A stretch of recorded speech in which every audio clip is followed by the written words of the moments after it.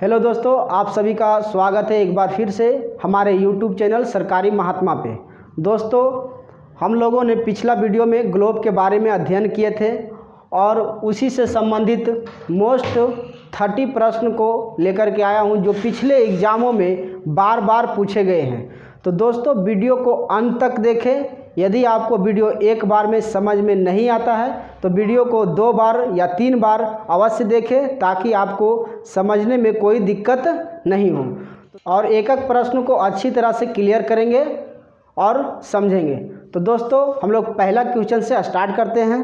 पहला क्वेश्चन है, अक्षांश रेखा का प्रयोग ग्लोब पर किस रूप में किया जाता है। पहला प्रश्न है, अक्षांश रेखा का प्रयोग ग्लोब पर किस रूप में किया जाता है। तो दोस्तों, पहले हम लोग जान लेते हैं कि अक्षांश रेखा किसे कहते हैं, देशांतर रेखा किसे कहते हैं। यदि आपको नहीं समझ में आ रहा होगा तो हमारा पिछला वीडियो एक बार अवश्य देख लीजिएगा, उससे आपका सारा डाउट क्लियर हो जाएगा।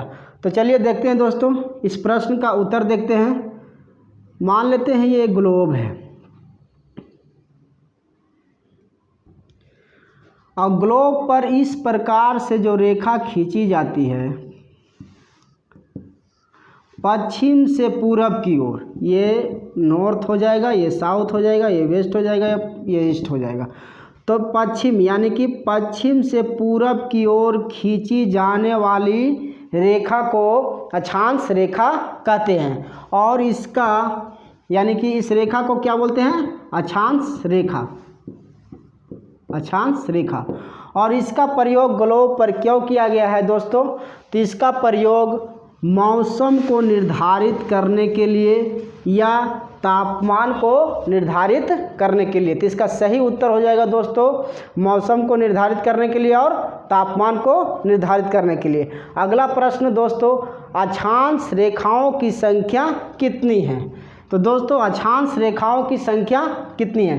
ये ग्लोब है और हमने अभी बताया है कि इसको अक्षांश रेखा बोलते हैं। इस तरह जो लाइन खींची जाती है अक्षांश रेखा कहते हैं। तो दोस्तों, ग्लोब पर यानी कि अक्षांश रेखाओं की संख्या कितनी है, तो ये बीचों बीच में एक रेखा गुजरती है। इसको मिटा के समझाते हैं। दोस्तों, मान लेते हैं ये ग्लोब है। अब ग्लोब के बीचों बीच में 0 डिग्री पर एक रेखा गुजरती है जिसे विषुवत रेखा या भूमध्य रेखा के नाम से जानते हैं। और ये भूमध्य रेखा या विषुवत रेखा पृथ्वी को 2 बराबर भागों में बांटने का काम करती है, जिसे ऊपर वाला भाग को नॉर्थ यानी कि उत्तरी ध्रुव और नीचे वाला भाग को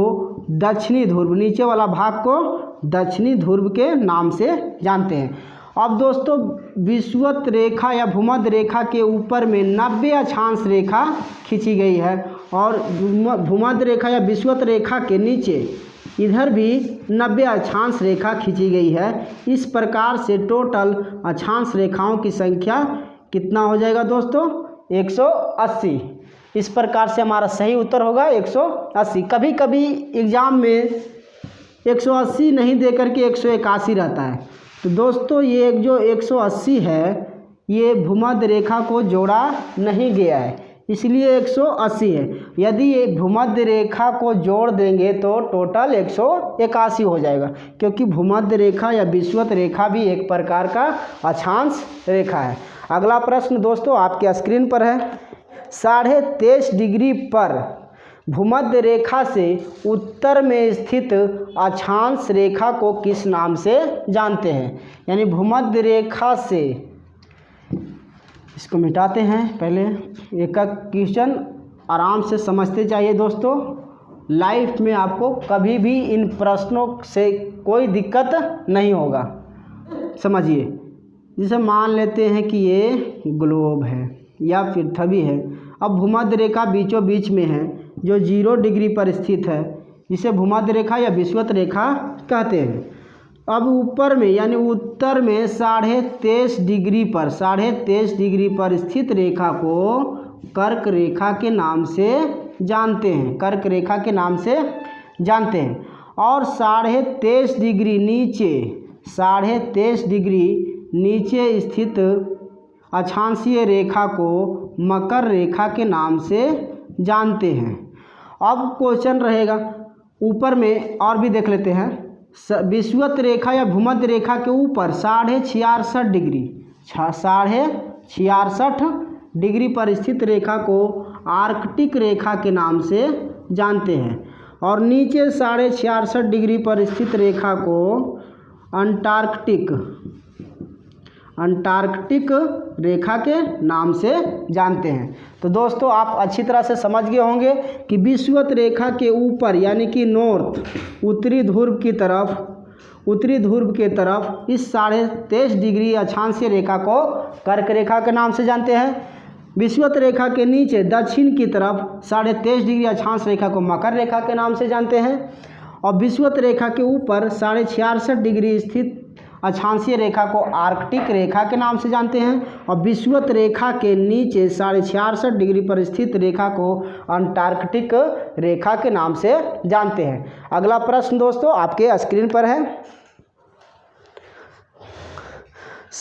कर्क रेखा भारत के कितने राज्यों से होकर के गुजरती है? अगला प्रश्न दोस्तों आपके स्क्रीन पर है। कर्क रेखा भारत के कितने राज्यों से होकर के गुजरती है? तो कर्क रेखा ये वाला यानी कि 23.5 डिग्री पर स्थित कर्क रेखा भारत के कितने राज्यों से होकर के गुजरती है? तो इसका सही उत्तर हो जाएगा दोस्तों 8 राज्यों से होकर के गुजरती है। अगला प्रश्न 23.5 डिग्री पर विषुवत रेखा या भूमध्य रेखा से दक्षिण में स्थित अक्षांशीय रेखा को किस नाम से जानते हैं? तो दोस्तों अभी हम लोग बात किए हैं विषुवत रेखा से नीचे यानी कि दक्षिण के तरफ दक्षिणी ध्रुव में स्थित 23.5 डिग्री पर स्थित रेखा को किस नाम से जानते हैं? मकर रेखा के नाम से। तो हमारा सही उत्तर हो जाएगा दोस्तों मकर रेखा। अगला प्रश्न दोस्तों आपके स्क्रीन पर है। 66.5 डिग्री उत्तरी अक्षांश रेखा को किस नाम से जानते हैं? अगला प्रश्न दोस्तों 66.5 डिग्री उत्तरी अक्षांश को किस नाम से जानते हैं? तो 66.5 डिग्री यानी विषुवत रेखा से उत्तर में स्थित 66.5 डिग्री पर स्थित रेखा को आर्कटिक रेखा के नाम से जानते हैं। तो सही उत्तर हमारा क्या हो जाएगा दोस्तों? आर्कटिक रेखा। अगला प्रश्न आपके स्क्रीन पर है। 66.5 डिग्री दक्षिणी अक्षांश रेखा को किस नाम से जानते हैं? तो 66.5 डिग्री पर स्थित दक्षिणी अक्षांश रेखा को किस नाम से जानते हैं? तो विषुवत रेखा से दक्षिण में स्थित 66.5 डिग्री पर स्थित अक्षांशीय रेखा को अंटार्कटिक रेखा के नाम से जानते हैं। अगला प्रश्न दोस्तों आपके स्क्रीन पर है। निम्नलिखित में से कौन सा बृहत वृत्त का उदाहरण है? इसको थोड़ा मिटा लेते हैं दोस्तों।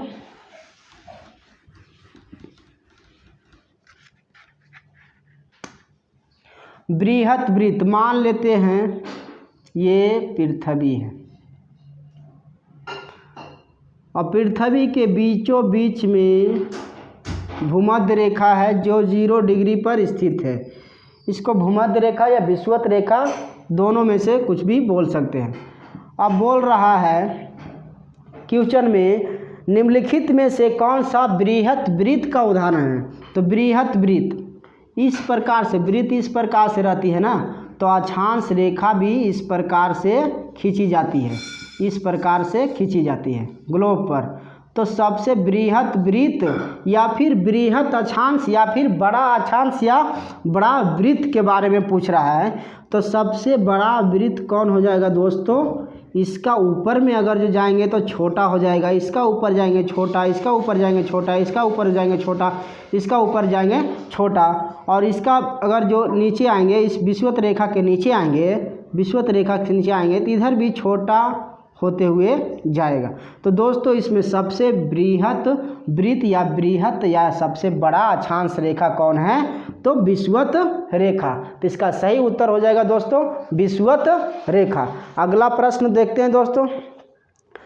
ट्रॉपिक ऑफ कैंसर किस अक्षांशीय रेखा को कहते हैं? तो ट्रॉपिक ऑफ कैंसर किस अक्षांशीय रेखा को कहते हैं? तो ट्रॉपिक ऑफ कैंसर 23.5 डिग्री पर स्थित 23.5 डिग्री पर स्थित कर्क रेखा को कहते हैं। तो इसका सही उत्तर हो जाएगा दोस्तों कर्क रेखा या 23.5 डिग्री उत्तरी अक्षांश, 23.5 डिग्री उत्तरी अक्षांश। अगला प्रश्न दोस्तों आपके स्क्रीन पर है, ध्रुवों की तरफ जाने पर अक्षांश रेखाओं की व्यास की प्रकृति कैसी होती है? ध्रुवों के तरफ जाने पर अक्षांश रेखाओं की व्यास की प्रकृति कैसी होती है? तो ध्रुवों की तरफ, ध्रुव इधर है, ये ध्रुव नॉर्थ ध्रुव हो गया, ये साउथ ध्रुव हो गया। तो अब ध्रुवों की तरफ जाएंगे तो इसका व्यास क्या होगा, घटता जाएगा ना। यहाँ पे विषुवत रेखा है, विषुवत वृत्त या विषुवत अक्षांशीय रेखा है, ऊपर में जाएंगे तो घटता जाएगा, घटते जाएगा, घटते जाएगा। इधर भी नीचे आएंगे तो घटता जाएगा, या उत्तर ध्रुव जाइए तो घटेगा, नीचे दक्षिण ध्रुव जाइए तो भी घटेगा। तो इसका सही उत्तर हो जाएगा व्यास घटता है। इसका सही उत्तर क्या होगा दोस्तों? व्यास घटता है, क्योंकि ऊपर जाएंगे तो भी घटेगा, नीचे जाएंगे तो भी घटेगा। यानी उत्तर ध्रुव की तरफ जाएंगे तो भी घटेगा, दक्षिण ध्रुव के आएंगे तो भी घटेगा। तो इसका सही उत्तर क्या हो जाएगा? व्यास घटता है। अगला प्रश्न दोस्तों आपके स्क्रीन पर है, वह काल्पनिक रेखा जो पृथ्वी के 2 बराबर भागों में विभाजित करती है, वह काल्पनिक रेखा जो पृथ्वी को 2 बराबर भागों में बांटती है। तो पृथ्वी को 2 बराबर भागों में कौन बांटती है दोस्तों? इधर देखिए आप, इसको हम लोग बोले थे विषुवत रेखा या भूमध्य रेखा, जो पृथ्वी के बीचों बीच में है और पृथ्वी को 2 भागों में बांटने का काम करती है। ऊपर वाला भाग को उत्तरी ध्रुव और नीचे वाला भाग को दक्षिणी ध्रुव। यानी विषुवत रेखा या भूमध्य रेखा पृथ्वी को 2 बराबर भागों में बांटने का काम करती है। तो इसका सही उत्तर हो जाएगा दोस्तों विषुवत रेखा या भूमध्य रेखा। अगला प्रश्न दोस्तों,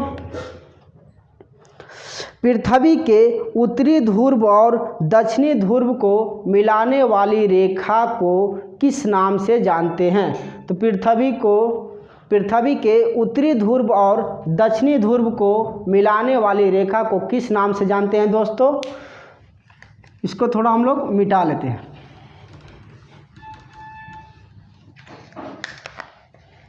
ये ग्लोब है या फिर ये पृथ्वी है।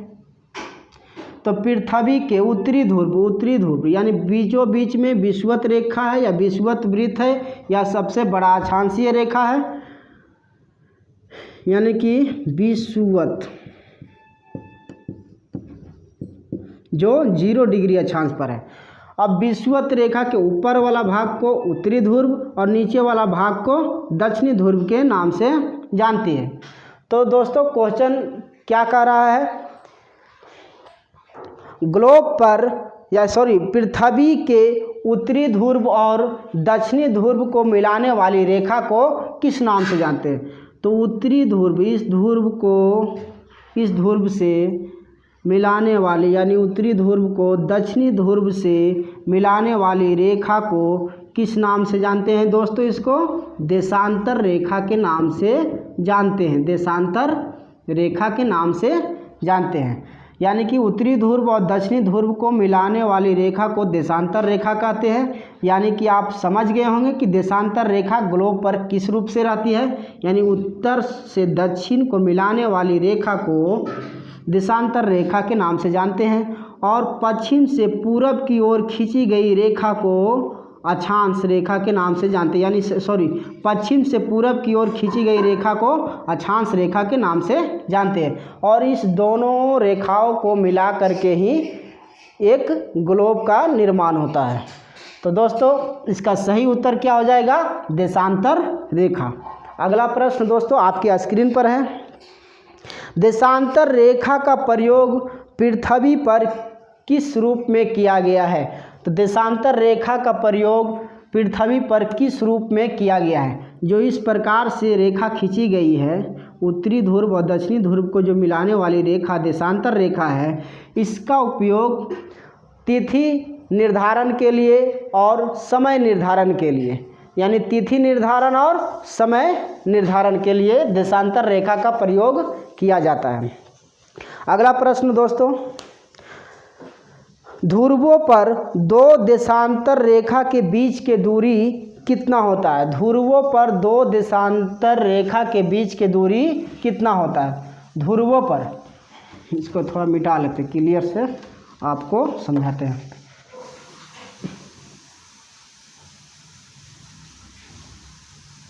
ये पृथ्वी है, पृथ्वी के बीचों बीच में विषुवत रेखा है जो दो बराबर भागों में पृथ्वी को विभाजित करती है। ऊपर वाला भाग को उत्तरी ध्रुव, नीचे वाला भाग को दक्षिणी ध्रुव। तो हमारा क्वेश्चन क्या है दोस्तों? ध्रुवों पर दो देशांतर रेखा के बीच की दूरी कितना होता है? तो ध्रुवों पर दो देशांतर यानी देशांतर रेखा उत्तरी ध्रुव और दक्षिणी ध्रुव को मिलाने वाली रेखा है। अब ध्रुवों पर देख सकते हैं दोस्तों कि ध्रुवों पर दो देशांतरों के बीच की दूरी कितना हो जाएगा? तो 0 हो जाएगा। इसका सही उत्तर हमारा क्या हो जाएगा दोस्तों?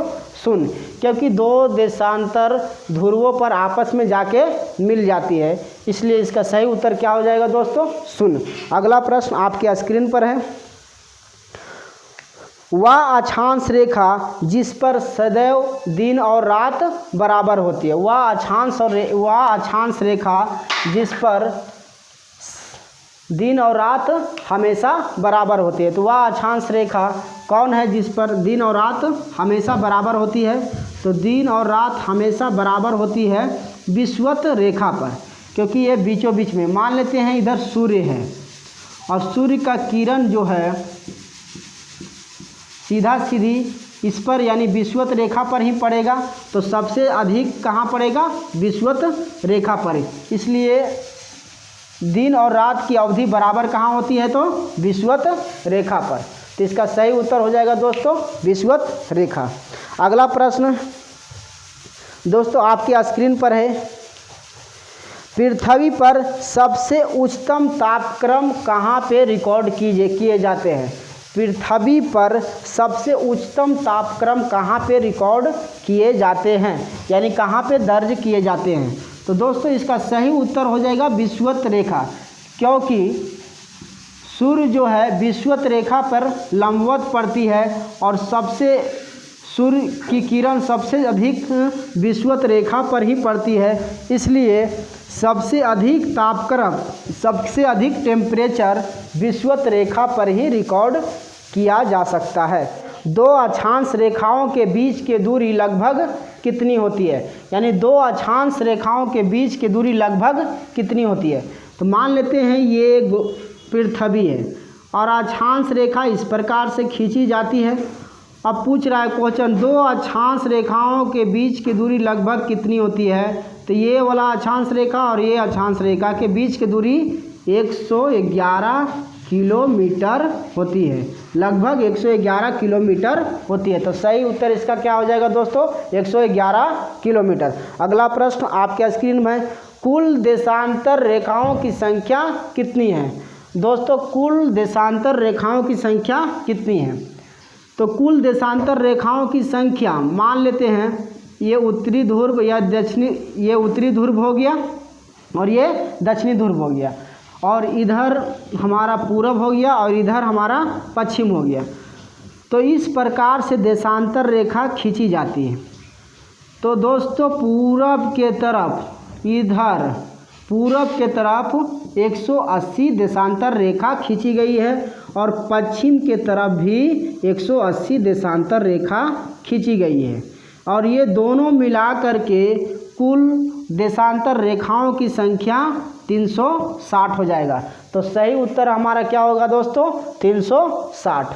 अगला प्रश्न आपकी स्क्रीन पर है। 0 डिग्री देशांतर रेखा को किस नाम से जानते हैं? 0 डिग्री देशांतर रेखा, तो 0 डिग्री देशांतर रेखा कहाँ पे है दोस्तों? 0 डिग्री देशांतर रेखा यहाँ पे है, और इस 0 डिग्री देशांतर रेखा को किस नाम से जानते हैं? तो दोस्तों इसको प्रधान समय रेखा या प्रधान याम्योत्तर रेखा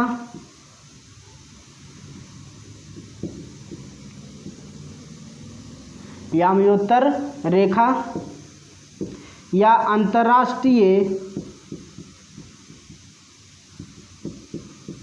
समय रेखा, अंतर्राष्ट्रीय समय रेखा के नाम से जानते हैं। तो दोस्तों इसका सही उत्तर हो जाएगा प्रधान समय रेखा। यदि ऑप्शन में प्रधान याम्योत्तर रेखा रहे वो भी सही होगा, या अंतर्राष्ट्रीय समय रेखा होगा वो भी सही होगा। तो अगला क्वेश्चन आपके स्क्रीन पर है दोस्तों, 0 डिग्री देशांतर रेखा या प्रधान समय रेखा किन शहर से होकर के गुजरती है? तो दोस्तों 0 डिग्री देशांतर रेखा या प्रधान समय रेखा किस शहर से होकर के गुजरती है? तो दोस्तों ये इंग्लैंड के ग्रीनविच शहर से होकर के गुजरती है। ये इंग्लैंड के इंग्लैंड के ग्रीनविच शहर से होकर के गुजरती है। यानी प्रधान समय रेखा या फिर 0 डिग्री देशांतर रेखा इंग्लैंड के ग्रीनविच शहर से होकर के गुजरती है। अगला प्रश्न दोस्तों आपकी स्क्रीन पर है, 180 डिग्री देशांतर रेखा को किस नाम से जानते हैं? दोस्तों 180 डिग्री देशांतर रेखा यहाँ पे है, इधर से जानते हैं, इधर ऊपर से इधर मान लेते हैं, यहाँ पे 0 डिग्री है तो 1 डिग्री 2 डिग्री 3 डिग्री इस प्रकार से इधर 180 डिग्री। 180 डिग्री रेखा को किस नाम से जानते हैं? तो दोस्तों इसको तिथि रेखा के नाम से जाना जाता है। तो सही उत्तर हमारा क्या हो जाएगा? तिथि रेखा। 180 डिग्री देशांतर रेखा को किस नाम से जानते हैं? तिथि रेखा के नाम से जानते हैं। अगला प्रश्न दोस्तों आपके स्क्रीन पर है, दो देशांतरों के बीच के दूरी को किस नाम से जानते हैं? 2 देशांतर रेखाओं के बीच के दूरी को किस नाम से जानते हैं? ये वाला देशांतर रेखा है, ये थोड़ा ज़्यादा झोल हो गया, इसको थोड़ा मिटा लेते हैं हम लोग दोस्तों।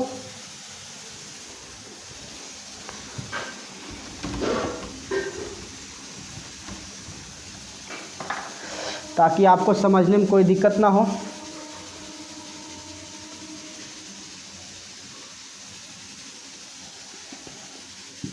दो देशांतर रेखाओं के बीच की दूरी को किस नाम से जानते हैं? तो दोस्तों देशांतर रेखा इस प्रकार से खींची जाती है, यानी कि उत्तरी ध्रुव, ये दक्षिणी ध्रुव, यानी उत्तरी ध्रुव और दक्षिणी ध्रुव को मिलाने वाली रेखा को देशांतर रेखा कहते हैं।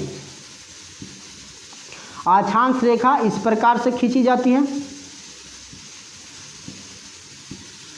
तो दोस्तों क्वेश्चन में है, 2 देशांतर रेखाओं के बीच के दूरी को किस नाम से जानते हैं? तो 2 देशांतर रेखा, ये वाला देशांतर रेखा और ये देशांतर रेखा के बीच के दूरी को किस नाम से जानते हैं? तो दोस्तों इसको गोरे के नाम से जानते हैं। ये VVI प्रश्न है ये। तो दोस्तों हमारा सही उत्तर क्या हो जाएगा? गोरे। इसका सही उत्तर क्या हो जाएगा दोस्तों? गोरे। अगला प्रश्न आपके स्क्रीन पर है दोस्तों, दक्षिण अफ्रीका की कांगो नदी को भूमध्य रेखा कितनी बार काटती है?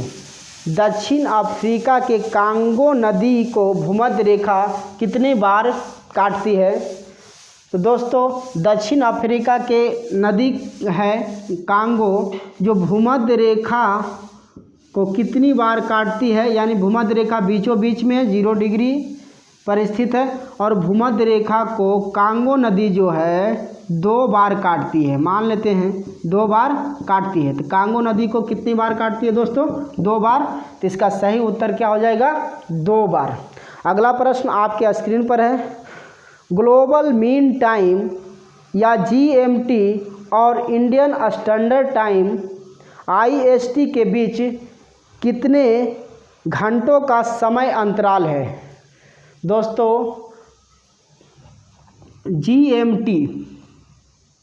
GMT और IST, ग्लोबल मीन टाइम और इंडियन स्टैंडर्ड टाइम के बीच कितने घंटों का समय अंतराल है? तो दोस्तों इसके बीच 5.5 घंटा का समय अंतराल है। दोस्तों यदि आपको ये समझ में नहीं आ रहा होगा तो हमारा पिछला वीडियो ग्लोब के बारे में अच्छी प्रकार से समझ लीजिएगा। आप YouTube पर हमारा वीडियो देख सकते हैं और इसको अच्छी प्रकार से समझ सकते हैं 5.5 घंटा किस प्रकार से है।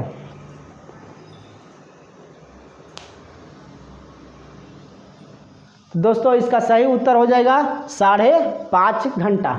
अगला प्रश्न, भारत का मानक समय रेखा कौन सी है? भारत का मानक समय रेखा कौन सी है?